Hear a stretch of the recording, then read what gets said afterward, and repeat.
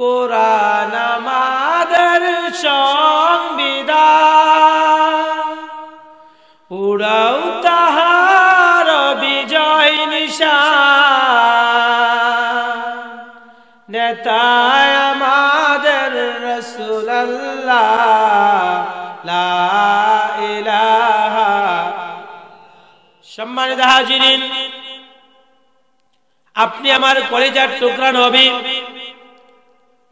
রহমাতুল লিল আলামিন, সকলে বলেন সাল্লাল্লাহু আলাইহি ওয়াসাল্লাম, এমন একটা সমাজের ভিতরে পৃথিবীতে আগমন করেছিলেন।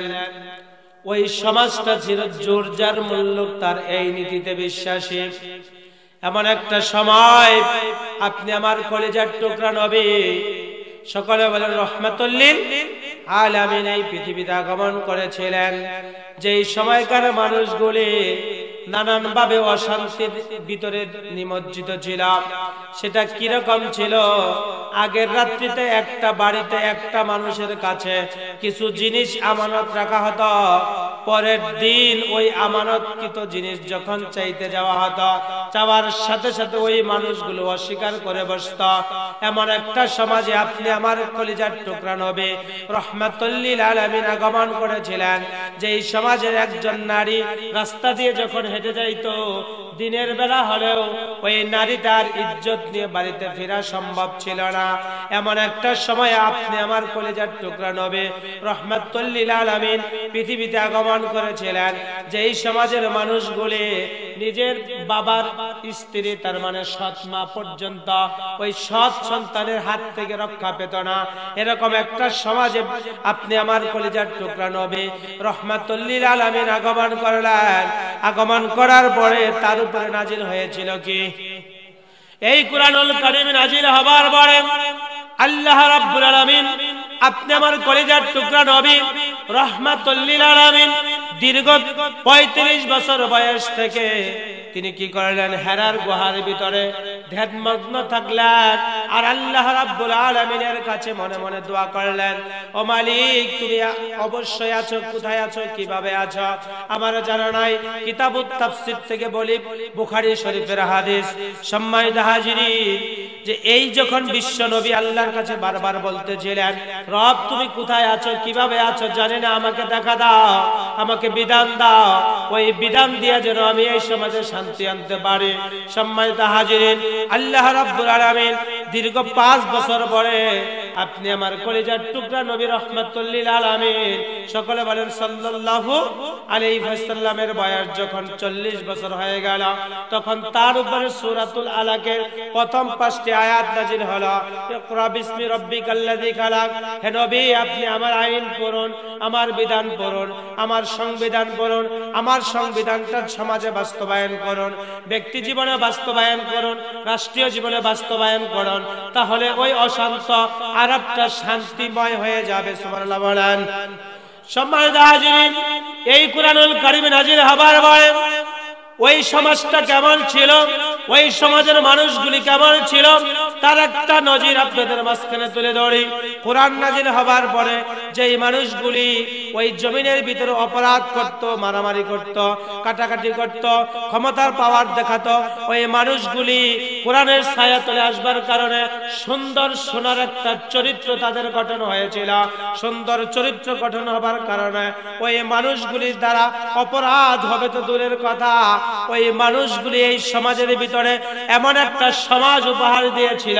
ওই সমাজটা ছিল একদম স্বর্ণের যুগ। পৃথিবীর সমস্ত ইতিহাসবিদেরা একমত হয়েছে যে এই সমাজে কোরআন বাস্তবায়িত ছিল। তার মানে আপনি আমার কলিজার টুকরা নবী রহমাতুল লিল আলামিন যেই সাহাবীদেরকে নিয়ে একটা সমাজ গঠন করেছিলেন, ওই সমাজটা এত সুন্দর ছিল, এত সুন্দর ছিল, ওই সমাজের কোনো মানুষ অপরাধ করে নাই। কিন্তু আমাদের সমাজটা কেমন? সম্মানিত হাজিরিন, দেখেন আমাদের সমাজ কেমন। আমাদের সমাজের চিত্রটা হলো, কোরআন মানুষ পড়ে ঠিক, কিন্তু তারপর অপরাধ করে। ভুল বললাম? কোরআন মানুষ মুখস্থ করে ঠিক, তারপরে মানুষ অপরাধ করে। ভুল বললাম? এই সমাজে আগের চাইতে মাহফিল বাড়ছে না কমছে? আগের চাইতে এই সমাজে কোরআন পড়নেওয়ালা ব্যক্তির সংখ্যা বাড়ছে না কমছে? তারপরে এই সমাজে শান্তি বাড়ছে না কমছে? কমছে। কারণ একটাই, এই কোরআন আপনি আমার জীবনে কি নাই, বাস্তবায়িত নাই। আমি সম্ভবত আশেপাশে কোনো মাহফিল আলোচনা করেছি এরকম, যে এই কোরআন বাস্তবায়িত থাকলে এই সমাজে কি হবে না, অশান্তি হবে না। আপনারা এতটুকুনিতে বুঝলেন, কিন্তু এই সমাজে কিছু মানুষ অশান্তি করে যাচ্ছে, কিছু মানুষ অশান্তি করে যাচ্ছে। তারা চায় না এই কোরআনটাই জমিনে বাস্তবায়িত হয়, তারা চায় না এই সমাজে কোরআন বাস্তবায়িত হয়ে অপরাধ মুক্ত একটা সমাজ গঠন হোক, তারা চায় না। কারণ তারা জানে, যদি এই কোরআনুল কারীম এই সমাজে বাস্তবায়িত হয়, তাহলে গোটা বাংলার জমিন কেন, গোটা পৃথিবীর জমিন কেন, সমস্ত জায়গা থেকে আমরা যে অবৈধভাবে সম্পদ উপার্জন করি, এগুলো বন্ধ হবে, ঠিক কিনা বলে? সম্মানিত হাজিরিন, কোরআনিক চরিত্র যাদের থাকে, ওই মানুষগুলো অপরাধ করতে জানে। কারণ কোরআন একমাত্র সংবিধান যেটা পরিচালনা করে ইসলাম। ইসলামকে পরিচালনার সংবিধান কি? কোরআন। আর আমাদের জন্য একমাত্র জীবন ব্যবস্থার নাম কি? কোরআন। আল্লাহ বলছেন, ইন্নাদ দীনা ইনদাল্লাহিল ইসলাম। ইসলামই একমাত্র কি জীবন ব্যবস্থা। জীবন ব্যবস্থাটা কেমন? জীবন ব্যবস্থা হলো আপনার ব্যক্তি জীবন, আপনার পারিবারিক জীবন, আপনার অর্থনৈতিক জীবন, আপনার টোটাল জীবন। আপনি যেই জীবন ব্যবস্থায় পরিচালনা করবেন, ওটা হলো দিন। ওটা কি দিন? সেটা সংবিধানের নাম কি? কোরআন। কথা বুঝতে পেরেছেন আমার সম্মানিত হাজিরিন? এই ইসলাম যদি এই সমাজে বাস্তবায়িত হয়, তাহলে অপরাধীদের সমস্যা হলো, এই অপরাধীরা চিন্তা করে, যদি কোরআন সমাজে বাস্তবায়িত হয়, কোরআন দ্বারা মানুষ তো কি, যারা কোরআন পড়ে, যারা কোরআন বোঝে, কোরআনিক সমাজ যারা গঠন করে, ওই সমাজে অপরাধ হবে না, ওই সমাজের টাকাগুলি প্রচার করা হবে না, ওই সমাজের জোরজার মূল্য তার এই নীতি চলবে না, ওই সমাজে যার পাওয়ার বেশি, ওই ব্যক্তিটা ক্ষমতায় থাকবে লম্বা সময়, এই কথা হবে না।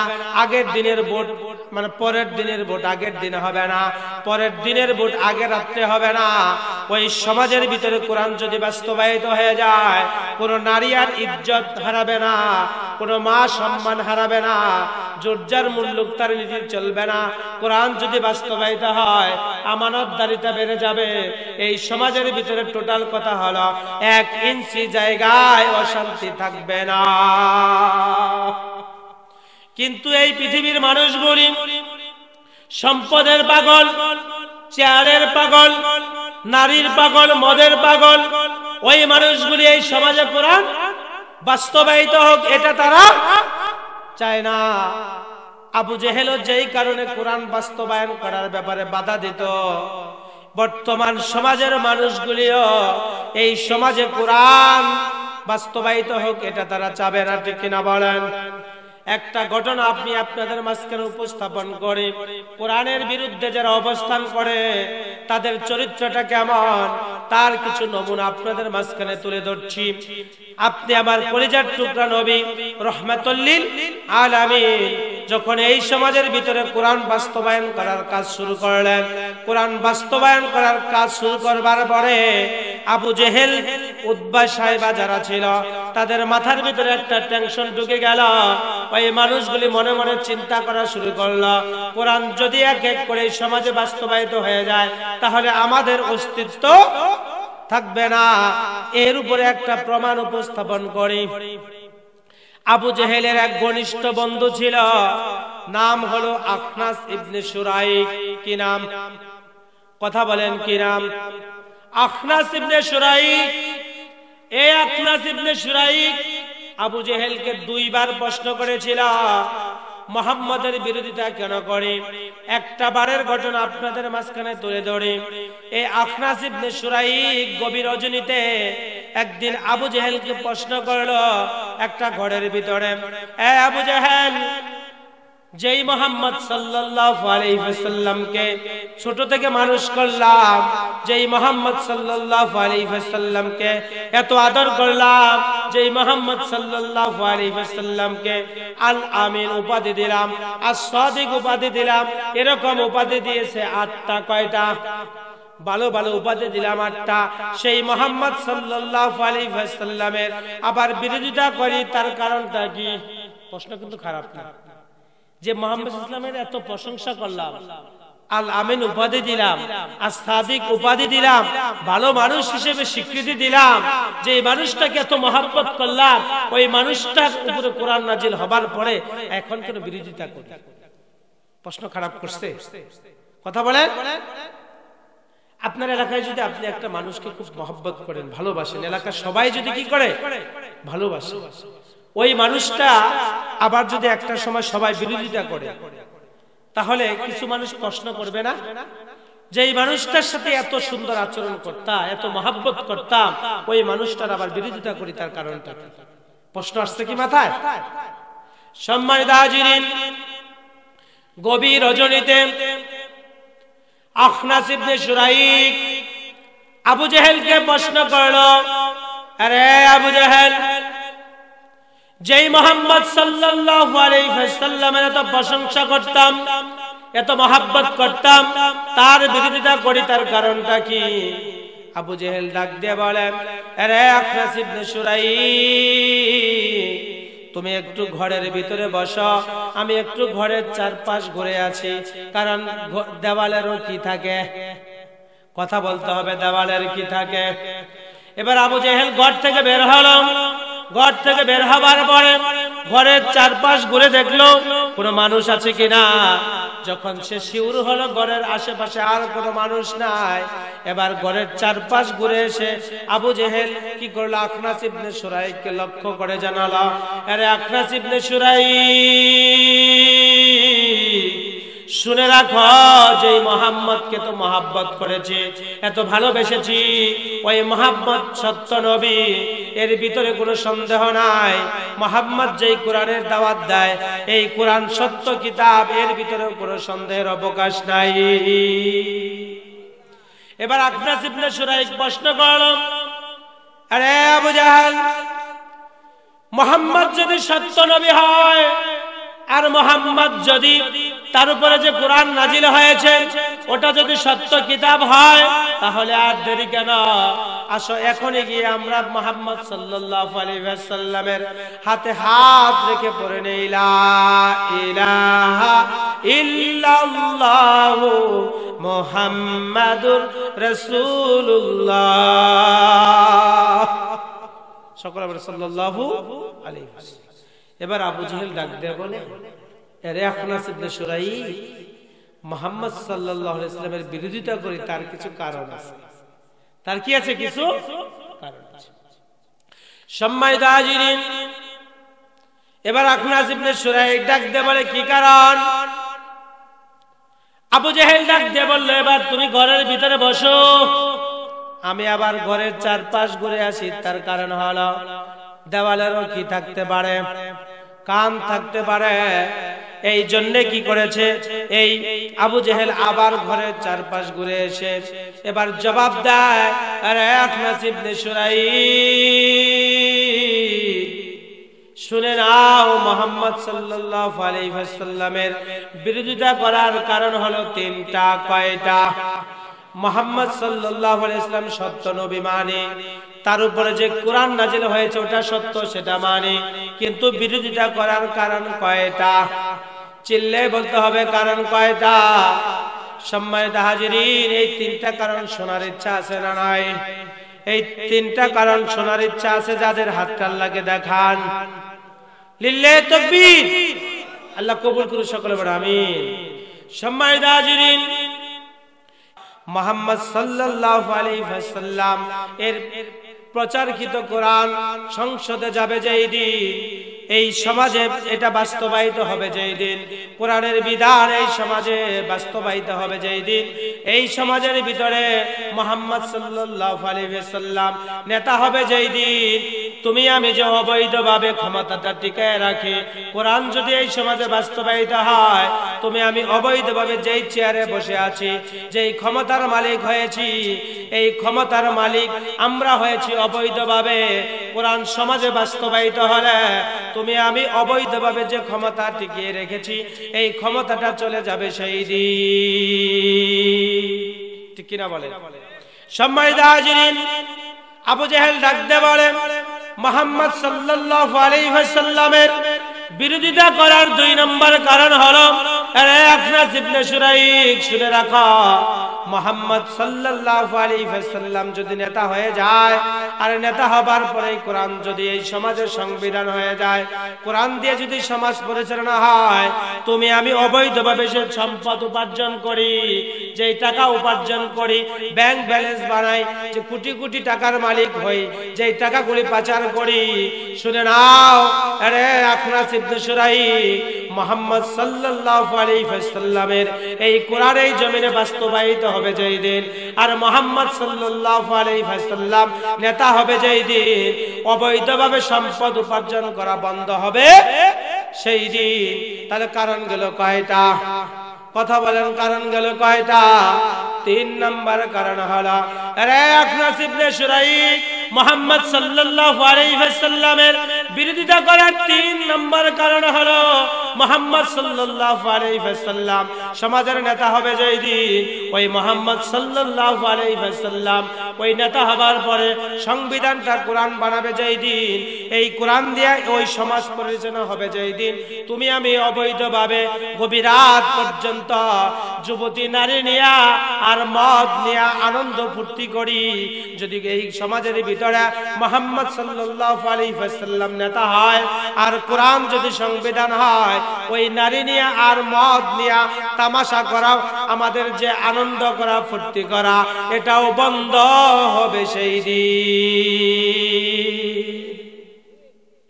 একটু আপনার সমাজটা মিলান, আমরা যেই সমাজে বাস করি, আমরা যেই রাষ্ট্রে বসবাস করি, আমরা যেই দেশে বসবাস করি, এই দেশে যারা কোরআনের বিরোধিতা করে, ওই মানুষগুলির চরিত্রের সাথে এই 3টা কারণ মিলান। কোরআনের সাথে বিরোধিতা করে যারা, 1 নম্বর কারণ আপনিও মিলাই দেখবেন, এই সমাজের নেতৃস্থানীয় ব্যক্তি যারা এই কোরআনের সাথে বিরোধিতা তারা বেশি করে না? ভুল বললাম? কথা বলেন।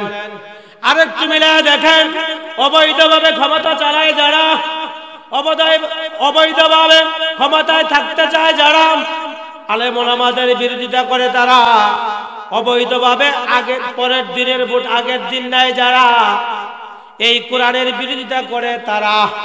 ভুল বললাম আমি? আরেকটু মিলায় দেখান, যারা এই কোরআনের বিরোধিতা করেছে, কোরআনওয়ালা ব্যক্তিদেরকে যারা জেলখানায় আবদ্ধ করে রেখেছে, ব্যক্তির পরে ব্যক্তি ফাঁসির মঞ্চে ঝুলিয়ে দিয়েছে, সুযোগ পেলে গুলি করে মেরেছে, আবার কি করেছে, অস্ত্র দিয়ে মেরেছে, দেশীয় অস্ত্র দিয়ে মেরেছে, আবার নানান ভাবে হত্যা করেছে, ওই মানুষগুলিকে গুম করা হয়েছে, খুন করা হয়েছে, কোরআনওয়ালাদের উপরে নির্যাতন হয়েছে, বিপদ চাপিয়ে দেওয়া হয়েছে, জুলুম করা হয়েছে, নির্যাতন করা হয়েছে, এসব কিছু করেছে যারা কোরআনের বিরোধী তারা। আর তাদের 2 নম্বর উদ্দেশ্য হলো অর্থ উপার্জন করা। ভুল বললাম?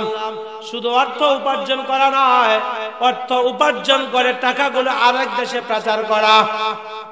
নাবি ভুল বললাম? সমাজের সাথে মিলান, বর্তমান সমাজেও যারা কোরআনের বিরোধিতা করে, ওই কোরআনের বিরোধিতা যারা করে, ওই মানুষগুলিকে দেখবেন আবু জেহেলের মতো, উদ্বার মতো, সাইবার মতো, ওই মানুষগুলাও বর্তমান সমাজে কি করে, যুবতী নারীদেরকে নিয়ে, যুবতী আপনার বিভিন্ন ইউনিভার্সিটি কলেজের মেয়েদেরকে নিয়ে রাত্রিবেলা হোটেলে রাত যাপন করে আর মদ খায়, আছে না নাই? পত্রিকায় মাঝে মাঝেই তো আমরা দেখি, অমক ইসলাম বিদ্বেষী কি করেছে, যুবতী নারী নিয়ে হোটেলের ভিতরে ঢুকেছে, দেখি কি দেখি নাই? কথা বলেন। অনেক ব্যক্তিদের, ক্ষমতাবান ব্যক্তি যারা কোরআনের বিরোধিতা করে, তাদের গাড়ির ভিতরে আমরা দেখেছি বস্তা ভরা টাকা, দেখি কি দেখি নাই? ওই গাড়ির ভিতরে মদের বোতল দেখছি কি দেখি নাই। তার মানে বোঝা গেল কোরআনের বিরোধিতা করে তারা এই জমিনের ভিতরে অবৈধভাবে ক্ষমতা চালায়। যারা কোরআনের বিরোধিতা করে তারা অবৈধভাবে সম্পদ উপার্জন করে, তারা কোরআনের বিরোধিতা করে যারা নারী আর মদ নিয়ে তামাশা করে, তারা ঠিক কিনা বলে? আমরা কি সেই কোরআনের পক্ষে নিজেকে আনতে পারবো? একটু কথা বলে আনতে পারবো? যদি এই কোরআন সমাজে বাস্তবায়িত হয়, আল্লাহর কসম বাংলার 1 ইঞ্চি জায়গায় অশান্তি থাকবে না, দুর্নীতি থাকবে না, কোনো নির্যাতন থাকবে না, জুলুম থাকবে না, মিথ্যা সাক্ষী দেওয়ার কেউ সাহস পাবে না, ঠিক কিনা বলে? সম্মানিত হাজিরিন, এই সমাজের ভিতরে কোরআনটা বাস্তবায়িত না থাকবার কারণে, এই সমাজের ভিতরে এই কোরআনের আইন বাস্তবায়িত না থাকবার কারণে কোরআনওয়ালা ব্যক্তিদের স্বাধীনতা নাই, ঠিক কিনা বলেন? এই কোরআনের অধীনে সবার থাকার কথা, এই কোরআনের অধীনে সবার থাকার কথা। কিন্তু আজকে সমাজটা মিলিয়ে দেখে কোরআনটা পরাধীন। কোরআনটা কি পরাধীন? আমি কি ভুল বললাম এই কথা? কোরআনের অধীনে কি আমরা আছি, না আমাদের অধীনে কোরআন আছে? বুঝেন না মনে হয় আমার কথা? কোরআনের অধীনে কি আমরা চলি, না আমাদের অধীনে কোরআন চলে? আমরা চলি, চলার কথা ছিল। কিন্তু দেখবেন এই কোরআন এই 92% মুসলমানের দেশ, 90% মুসলমানের দেশ, 85% মুসলমানের দেশ, 95% মুসলমানের দেশ। ডায়লগ গুলা শুনছেন কিনা? শুনছেন কিনা কথা বলেন? তাহলে এই সমাজের সিলেবাসে 1 নম্বরে থাকবার কথা ছিল কোরআন। ভুল বললাম আমি? আজকে দেখবেন শিক্ষা ব্যবস্থায় কি নাই? কোরআন নাই। 53টা বছর গেল, 53 বছরে এই 11-12 বার কি হইল? সরকারের পরিবর্তন। কোন একটা সরকারকে উদ্যোগ নিছে যে আমরা সকল সাবজেক্টের উপরে কোরআনটা রাখি? কথা বলেন। আজকে আমরা দাবি জানাই যে মুহাম্মদ সাল্লাল্লাহু আলাইহি ওয়াসাল্লামের জীবনীটা শিক্ষা ব্যবস্থা ঢুকিয়ে দাও। দাবি জানাই কিনা? এই দাবি করতে হবে কেন? কোরআন তেলাওয়াতটা যেন শিখতে পারে এই জন্য সিলেবাসে ঢুকিয়ে দাও, এই দাবি করতে হবে কেন? বরঞ্চ কোরআনই তো সাক্ষী দেবে, বরঞ্চ এই কোরআনই কি করবে? এই সমাজ পরিচালনা করবে। এজন্য প্রত্যেকটা সিলেবাসে কোরআন বোঝার ব্যবস্থা থাকতে হবে, ঠিক কিনা বলেন? কিন্তু সেটা কি সমাজে আছে? সিলেবাসে আছে? নাই। মানুষের তৈরি মতাদর্শ দিয়া সিলেবাস হয়, মানুষের তৈরি আইন দিয়া সিলেবাস হয়, কিন্তু পৃথিবীর শ্রেষ্ঠ সংবিধান, শ্রেষ্ঠ কিতাব, এই কিতাবের সংবিধান দিয়ে কি হয় না? সিলেবাস হয় না। এই সমাজ এমনিতেই শান্তি আসবে না। এই সমাজে এমনিতে কি আসবে না? শান্তি আসবে। সম্মানিত হাজিরিন, যদি এই কুরআনুল কারীম এই সমাজে বাস্তবায়িত হয়ে যায়, তাহলে যেই মানুষগুলি আজকে কি করে কোরআন ওয়ালাদেরকে ধরে জেলখানায় ঢোকায়, যেই ব্যক্তিগুলি কি করে এই কোরআন এর বিরোধিতা যারা করে, আলেমদের উপরে নির্যাতন যারা করে, আলেমদের উপরে জেল জরিমানা যারা চালায়, কোরআনওয়ালা ব্যক্তিদেরকে যারা নির্যাতন করে, ওই মানুষগুলি সোনার মানুষে রূপান্তরিত হবে তখন, এই কোরআনটা এই জমিনে বাস্তবায়িত হবে যখন। যদি আপনি কোরআনের কাছে আসতে পারেন, এই কোরআন অনুযায়ী জীবনটাকে গঠন করতে পারেন, আমি আল্লাহর কসম করে বলতে পারি, আমি যদি কোরআন দিয়ে জীবন গঠন করতে পারি, আপনি আমার দ্বারা 1 ইঞ্চি জায়গায় অপরাধ করা সম্ভব হবে না। একটা উদাহরণ দেই। এই কুরআনুল কারীম নাজিল হবার পরে সমাজটা এত সুন্দর হয়েছিল, বিশ্বনবী বিদায় নেবার পরে বিশ্বনবীর সবচাইতে কাছের সাহাবী আবু বকর সিদ্দিক রাদিয়াল্লাহু আনহু যখন ক্ষমতার মসনদে বসা, প্রায় 2.5 বছর তিনি কি করেছেন? খলিফার দায়িত্ব পালন করেছেন। এই 2.5 বছর খলিফার দায়িত্ব পালন করা অবস্থায় তার প্রধান বিচারপতির দায়িত্ব যিনি পালন করেছেন, ওই মানুষটা আর কেউ নয়, ইসলামের দ্বিতীয় খলিফা ওমর ইবনুল খাত্তাব রাদিয়াল্লাহু আনহু। এই ওমর ইবনুল খাত্তাব রাদিয়াল্লাহু আনহু 1 বছর প্রধান বিচারপতির দায়িত্ব পালন করার পরে তিনি কি করলেন? আবু বকর সিদ্দিক রাদিয়াল্লাহু আনহুর সামনে গিয়ে দাঁড়ালেন। সামনে গিয়ে দাঁড়াবার পরে তিনি ডাক দিয়ে বললেন, ওগো আবু বকর খলিফা, আমি একটা বছর আপনার দরবারের প্রধান বিচারপতির দায়িত্ব পালন করলাম, আমি আর আপনার দরবারের বিচারপতির দায়িত্ব পালন করব না। আবু বকর সিদ্দিক রাদিয়াল্লাহু আনহু প্রশ্ন করলেন, কেন আপনি আর দায়িত্ব পালন করবেন না? তখন ওমর ইবনুল খাত্তাব রাদিয়াল্লাহু আনহু জবাব দিলেন, একটা বছর অতিবাহিত হলো, আমি শুধু বেতন ভাতা নিলাম, কিন্তু মক্কার একটা বিচারও আমি ওমরের দরবারে আসে নাই। এটা কোন ধরনের সমাজ ছিল? এক বছরে একটা অপরাধও হয় নাই যে বিচারটা কার কাছে আসবে? বিচারপতির কাছে আসবে। তাহলে বিচারপতি প্রস্তাব দিলেন, যদি বিচারই না আসে আমি বেতন নিয়ে কি করব, ভাতা নিয়ে কি করব? সম্মানিত হাজিরিন, আবু বকর সিদ্দিক রাদিয়াল্লাহু আনহু আবার প্রশ্ন করলেন, ও ওমর, বিচার না আসার কারণটা কি? এবার ওমর ইবনুল খাত্তাব রাদিয়াল্লাহু আনহু একটা জবাব দিলেন, চমৎকার জবাব। আপনারা একটা জবাব শুনেছিলেন, সেই জবাবটা ছিল এরকম, ওমর রাদিয়াল্লাহু আনহুর ভয়ে মানুষ কি করতো না, অপরাধ করতো না। এটাও আমি শুনেছি, নিজেও শুনেছি, কয়েকবারও পড়েছি, আমার উস্তাদেরাও ক্লাসের ভিতরে পড়িয়েছেন। কিন্তু আমি যখন এই হাদিসটা নিয়ে একটু গবেষণা করতে গেলাম আর কোরআনের সাথে মিলালাম, তখন আমার মনে হলো ওমর রাদিয়াল্লাহু আনহুর ভয়ে মানুষ অপরাধ করা বাদ দেয় নাই। বরঞ্চ এই কথাটা আমরা কথায় কথা আসে বলে বলি, কারণ আমরা তো দেখেছি যে রাস্তায়, আমরা এই ঘটনাও তো শুনেছি যে এই রাস্তায় ওমর রাদিয়াল্লাহু আনহু হেঁটে যাইত, ওই রাস্তায় 40 দিন কে যাইতো না, শয়তান যেত না।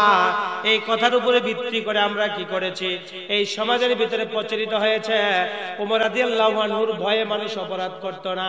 কিন্তু আমি যখন কোরআন বুঝার চেষ্টা করলাম, ওই হাদিসটা নিয়ে গবেষণা করলাম, তারপরে আমি আমার সিদ্ধান্তকে পরিবর্তন করে ফেললাম। কারণ আমি বুঝতে পেরেছি ওমর রাদিয়াল্লাহু আনহুর ভয় নয়, বরঞ্চ ওমর রাদিয়াল্লাহু আনহু ওই দিন যে জবাবটা দিয়েছিল, ওই জবাব দেওয়ার কারণটার কারণে মানুষ অপরাধ করে নাই।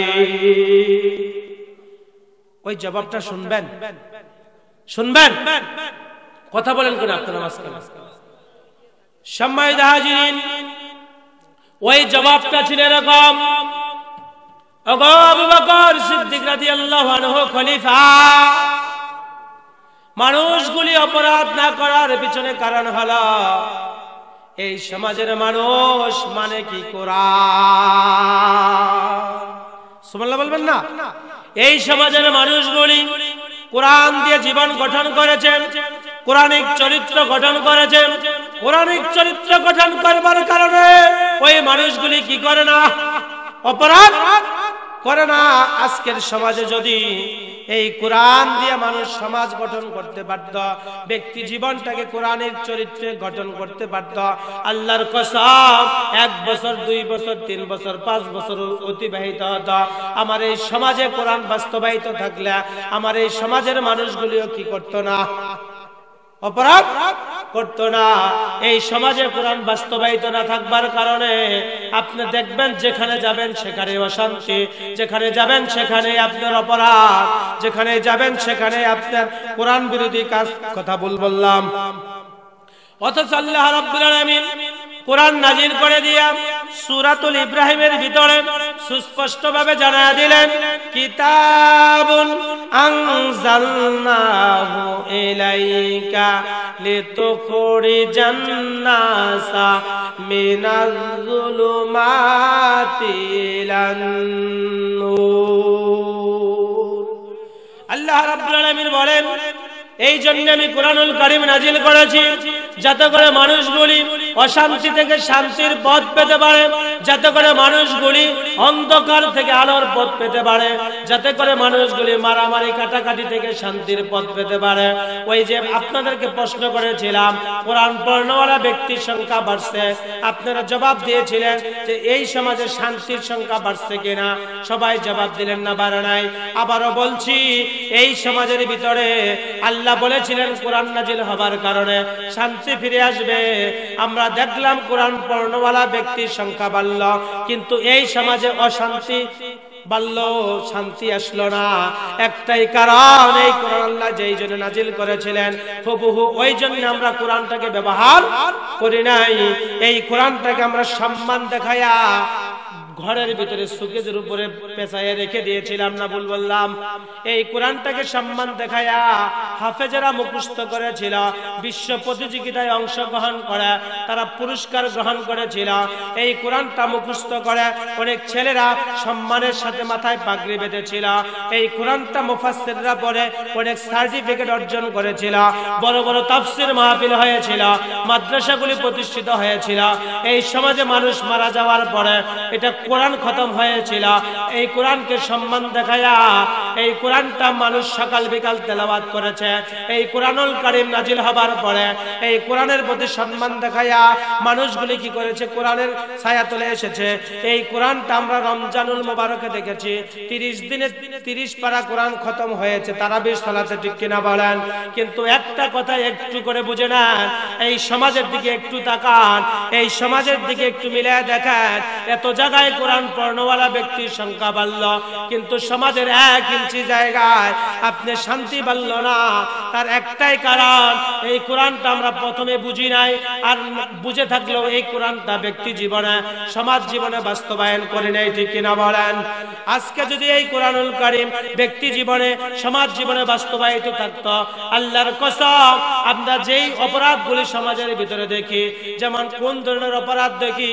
আমরা দেখি যেই মানুষগুলি ক্ষমতার চেয়ারে বসে, আমরা যাদেরকে ভোট দিয়া ক্ষমতার চেয়ারে বসায় দেই, আমরা যাদেরকে মেম্বার বানায় দেই, আমরা যাদেরকে চেয়ারম্যান বানায় দেই, আমরা যাদেরকে উপজেলা চেয়ারম্যান বানায় দেই, আমরা যাদেরকে এমপি বানায় দেই, আমরা যাদেরকে মন্ত্রী বানায় দেই, আমরা যাদেরকে সচিব বানায় দেই, ওই মানুষগুলি কি করে?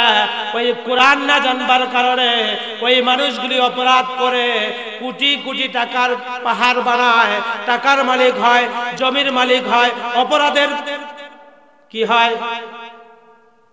ডিসমিসকারী হয়, আছে না নাই? কথা বলে আছে কিনা? কথা বলে। এজন্য এই সমাজে দরকার কি? এই সমাজে দরকার কি? কোরআন। সম্মানিত হাজিরিন, এই কোরআনুল কারীম কেমন কিতাব? এই কোরআনুল কারীম আমাদেরকে কি দিতে পারে?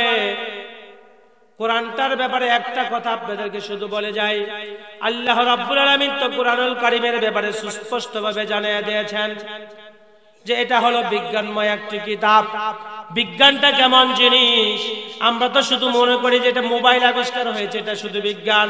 আমরা মনে করি এটা মাইক আবিষ্কার হয়েছে, এটা শুধু বিজ্ঞান। এমনটা নয়। বিজ্ঞান এমন একটা বিষয় যেখানে যা দরকার বিজ্ঞান সেখানে তাই দিতে পারে।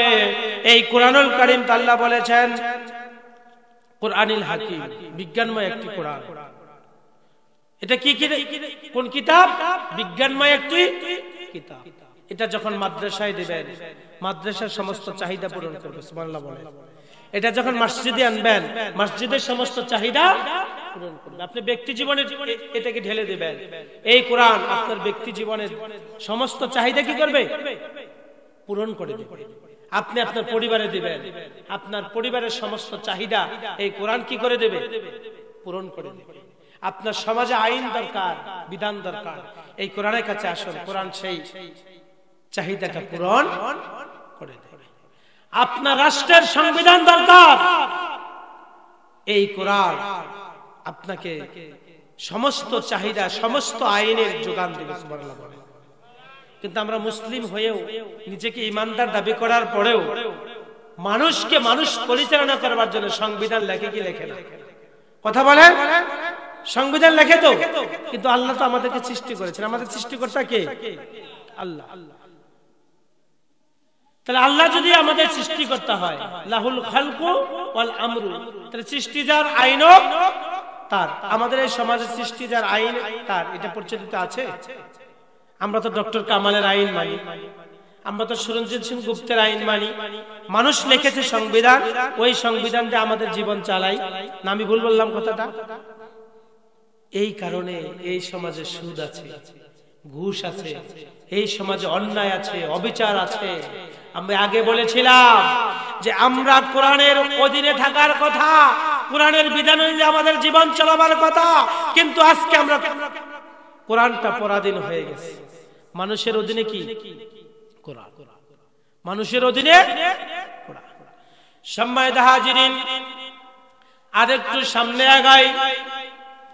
এই কুরআনুল কারীম যেই নবীর উপর নাজিল হয়েছিল, সেই নবী কেমন মানুষ ছিলেন আর তিনি সমাজটাকে কেমন সমাজ উপহার দিয়েছিলেন, তার কিছু নমুনা আপনাদের মাঝখানে তুলে ধরি। কুরআনুল কারীমটা নাজিল হবার পরে কয়েকটা উদাহরণ দিলাম, আপনারা ওই সব কিছু বুঝেছিলেন। তারপরে আর দুই একটা উদাহরণ দিলে সুস্পষ্ট বুঝবেন। ইসলামের দ্বিতীয় খলিফা ওমর ইবনুল খাত্তাব রাদিয়াল্লাহু আনহু, ওই মানুষটা কি করেছিল? বিশ্ব নবীর কল্লা কাটার জন্য রওনা হয়েছিল। কোরআন শুনবার কারণে তার বোন থেকে, তার বোন জামাই থেকে কোরআন শুনবার কারণে ওই মানুষটা কোরআনের ছায়াতলে চলে আসলো। শুধু চলে এসেছে এমনটা নয়, কোরআনের ছায়াতলে আসবার কারণে ওই মানুষটা সোনার মানুষে রূপান্তরিত হয়েছে। সেটা কি রকম? আল্লাহ রাব্বুল আলামিন যে ওমর রাদিয়াল্লাহু আনহু কোরআনের বিরোধিতা করত, যে ওমর রাদিয়াল্লাহু আনহু তৎকালীন মক্কার জমিনে সবচাইতে ক্ষমতাধর টপটরর একজন ব্যক্তি ছিল, যার কথা মতো ওই পৃথিবী পরিচালিত হতো, মক্কা মদিনা পরিচালিত হতো দুইজন ব্যক্তির ইশারায়। একজন ছিলেন ওমর ইবনুল খাত্তাব রাদিয়াল্লাহু আনহু, আর একজন ছিলেন আবু জেহেল। আর ওমর ইবনুল খাত্তাব রাদিয়াল্লাহু আনহু ইসলাম কবুল করলেন। শুধু ইসলাম কবুল করেছেন এমনটা নয়, ইসলাম কবুল করার পরে ওই মানুষটা এত সুন্দর চরিত্র গঠন করেছিলেন। আপনি আমার কলিজার টুকরা নবী রাহমাতুল লিল আলামিনের উপরে এই কুরআনুল কারীমটা নাজিল হয়েছিল। শুধু কুরআনুল কারীম নাজিল হয়েছে এমনটা নয়, এই কুরআনুল কারীম নাজিল হবার পরে এই কুরআনুল কারীমের 22টা বড় বড় বিধান ওমর ইবনুল খাত্তাব রাদিয়াল্লাহু আনহু আগে কথা বলেছেন, অথবা তিনি ইশারা দিয়েছেন, বিশ্বনবীর কাছে চেয়েছেন, অথবা তার আকলে এসেছিল। তিনি সাহাবীদেরকে বলেছেন, বিশ্বনবীকে বলেছেন। এরকম ইসলামের 22টা বিধান আগে ওমর রাদিয়াল্লাহু আনহুর আকলের ভিতরে আল্লাহ ঢুকিয়ে দিয়েছেন। তারপর আল্লাহ রাব্বুল আলামিন কোরআন হিসেবে আয়াত নাজিল করেছেন। তাহলে বোঝা গেল এই কোরআনের ছায়াতলে আসলে একটা অপরাধীও কি হয়ে যায়? জান্নাতি মানুষ হয়ে যায়। কোরআনের বিরোধী মানুষগুলি যখন কোরআনের ছায়াতলে আসে, ওই মানুষগুলি তখন তার চরিত্রটা সুন্দর বানায়। যেই মানুষটা সমাজের ভিতরে অপরাধী থাকে, যেই মানুষটা সমাজের ভিতরে আপনার সমালোচনার ভিতরে থাকে, ওই মানুষ যখন কোরআনের পক্ষে আসে, কোরআনের পক্ষে আসবার কারণে ওই মানুষ আর অপরাধী থাকে না, বরঞ্চ সমাজের ভিতরে সবচাইতে ভালো মানুষ হয়ে যায়। তাহলে এই সমাজে আপনি আমি কি ভালো মানুষ হতে চাই? কথা বলে ভালো মানুষ হতে চাই? যদি ভালো মানুষ হতে চাই, আমাদের জীবনে একটা সংবিধান আল্লাহ দিয়েছেন। সেই সংবিধানটার নাম কি?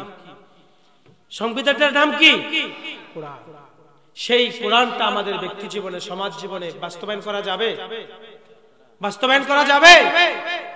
কে কে পারবেন হাতটা আল্লাহকে দেখান।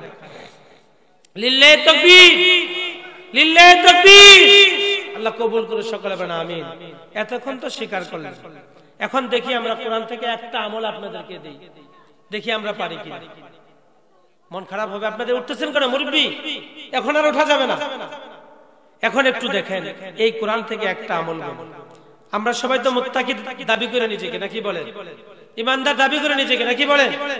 সম্মানিত হাজিরিন, যদি তাই দাবি করি, সূরা বাকারায় আল্লাহ রাব্বুল আলামিন মুত্তাকিদের 5টা বৈশিষ্ট্য বর্ণনা করেছেন। কয়টা? 5টা। ওই 5টা বৈশিষ্ট্য হলো ওয়া মিম্মা রাযাকনাহুম ইউনফিকুন, এটা একটা। আর হলো আপনার সূরা আনফালের আল্লাহ রাব্বুল আলামিন 3 নম্বর আয়াতের ভিতরে, মানে 2 এবং 3 নম্বর আয়াতে মুমিনের 5টা বৈশিষ্ট্য বলেছেন। কয়টা? 5টা বৈশিষ্ট্য বলেছেন। তন্মধ্যে 3 নম্বর আয়াতের ভিতরে বলেছেন যে ওয়া মিম্মা রাযাকনাহুম ইউনফিকুন। আল্লাহ বলেছেন আমি তোমাকে যে রিজিক দিয়েছি, এই রিজিক থেকে আল্লাহর রাস্তায় ব্যয় করতে হবে। এটা হলো কি? মুমিনের বৈশিষ্ট্য। এখানে মুমিন নাই কে কে? নিজেকে মুমিন দাবি করেন না যারা, হাতটা উঠান। এখানে মুমিনের বাহিরে কেউ নাই। এবার নিজেকে মুমিন দাবি করেন যারা, তারা হাতটা আল্লাহকে দেখান। আমিও দেখাই। যারা নিজেকে মুমিন দাবি করেন তারা হাতটা দেখেন, নারা দেন, লিল্লাহি তাকবীর, হাতটা নামান। একটা মাসালা দেই আপনাদের জামালপুর এটা কি নিয়মে আছে আমি জানি না। মাসালা হলো কুরআনুল কারীমের ভিতরে যে দানের কথাগুলি, আমলের কথাগুলি সুস্পষ্ট সরাসরি উল্লেখ আছে, যেমন যাকাত ফিতরা উল্লেখ আছে না, সরাসরি উল্লেখ আছে কিনা কথা বলেন। এগুলো দান করতে হবে, শুধু দায়িত্বশীল জানবে, যেমন মসজিদের ইমাম সাহেব জানবে এবং হয়তোবা আপনার চেয়ারম্যান মেম্বার জানবে, আর কেউ জানবে না। যাকাত দিতে হবে গোপনে, শুধু আপনার দায়িত্বশীল যাকে নিয়ে হিসাব করছেন আর যার মাধ্যমে আপনি কি করছেন, বিতরণ করছেন, একটু পানি দিয়ে, এরা ছাড়া আর কেউ কি হবে না এটা জানবেন। যাকাত ফিতরা দিবেন খুব গোপনে।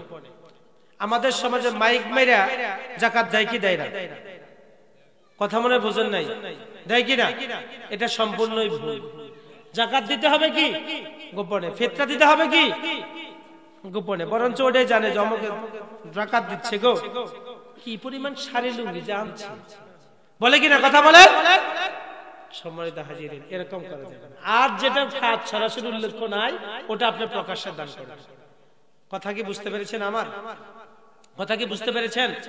তো আপনারা যে এতক্ষণ বললেন যে এই কোরআন এই জমিনে বাস্তবায়িত থাকা লাগবে, তখন বললেন না, বললেন তো সবাই। আল্লাহ রাব্বুল আলামিন সূরাতুস সফে একটা কথা বলেছেন যে যাহারা জাহান্নামের আগুন থেকে বাঁচতে চাও, হাল আদুল্লুকুম আলা তিজারাতিন তুনজিকুম মিন আযাবিন আলিম তুমিনুনা বিল্লাহ ওয়া রাসূলিহি ওয়া তুজাহিদুনা ফি সাবিলিল্লাহ বিআমওয়ালিকুম ওয়া আনফুসিকুম যালিকুম খায়রুল লাকুম ইন কুনতুম তা'লামুন। আল্লাহ রাব্বুল আলামিন বলেন, তোমরা যারা জাহান্নামের আগুন থেকে বাঁচতে চাও তোমাদেরকে তিনটা কর্মসূচি শিখিয়ে দিলাম। কয়টা? এক নাম্বার কর্মসূচি হলো তোমরা কি করো, আল্লাহর প্রতি ঈমান আনো। কার প্রতি? দুই নাম্বার হলো তার রাসূলের প্রতি, আর তিন নাম্বার হলো আল্লাহর রাস্তায় জিহাদ করো। দুটা জিনিস দিয়া। কয়টা? আল্লাহর জমিন আল্লাহর দ্বীন কায়েম করতে গিয়া দ্বীন কায়েম করো, মানে প্রতিষ্ঠিত করো, যেখানে যেটা প্রতিষ্ঠিত নাই ওখানে ওটা প্রতিষ্ঠিত করো। দুইটা জিনিস দিয়া। কয়টা?